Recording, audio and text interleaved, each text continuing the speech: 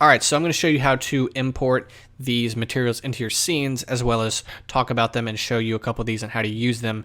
So what you'll do is, if you have a blank scene, we'll just open a new one. You'll go to File, Append, and then navigate to where you saved the folder, and then it will say 35 shaders.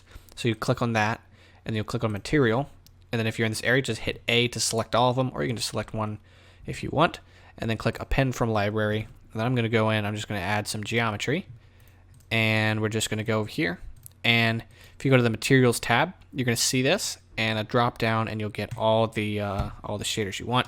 And then you can go into Look Dev mode or whatever render engine you're using, and you can play with these. Now, how do you edit them? And they are editable. So what you would do is you would open up a new window right over here, and then go over to the shader editor, and right here. Now, all these materials are compatible with Eevee and Cycle, so you won't have any problem with cross rendering for those two engines.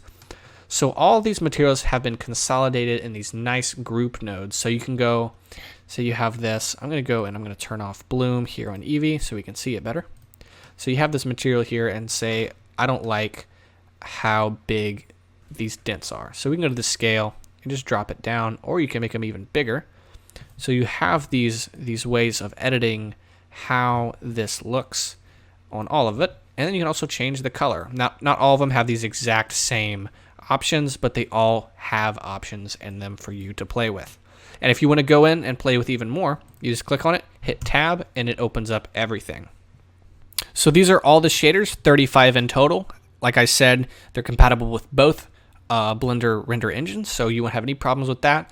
So we got all these, we got some water, we got rust, we got some iridescent stuff going on here, and yeah, that's the pack. Nothing too complicated. You go in and have some fun and use them, and there you go.